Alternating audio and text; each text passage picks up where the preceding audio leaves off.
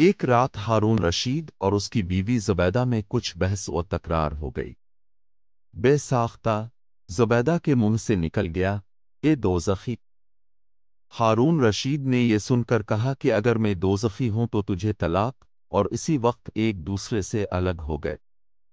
لیکن چونکہ ہارون رشید کو زبیدہ سے بڑی محبت تھی، اس لیے اس کی جدائی سے بہت بے چین ہوا اور علماء کو جمع کر کے اس مسئلے کا فتویٰ چاہا، مگر کسی نے اس کا جواب نہ دیا، اور سب نے متفق ہو کر یہ کہا کہ اس بات کا خدا ہی کو علم ہے کہ ہارون رشید دوزخی ہے یا بہشتی۔ ایک لڑکا ان علماء کی جماعت سے کھڑا ہوا اور کہنے لگا، اگر اجازت ہو تو میں جواب دوں۔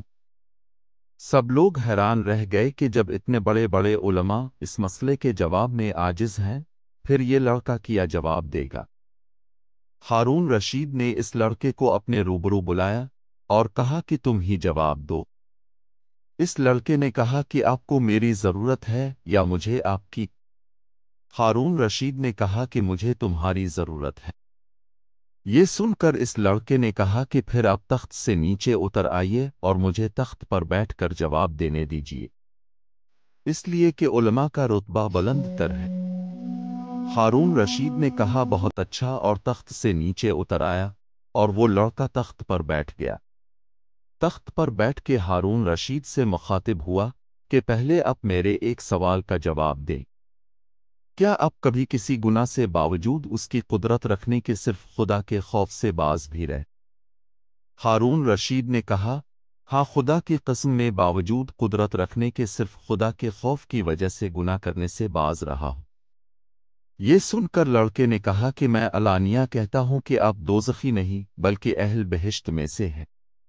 سارے علماء پکار اٹھے کہ کس دلیل سے؟ اس لڑکے نے جواب دیا کہ قرآن مجید کی اس آیت سے کہ اللہ تعالیٰ فرماتا ہے، یعنی جس شخص نے کہ گناہ کا قصد کیا اور پھر خدا کے خوف سے اس سے باز رہا، پس اس کی جگہ جنت ہے۔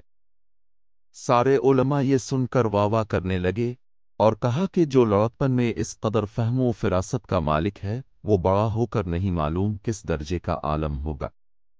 یہ لڑکا کون تھا؟ یہ حضرت امام شافعی رضی اللہ تعالیٰ عنہ تھے۔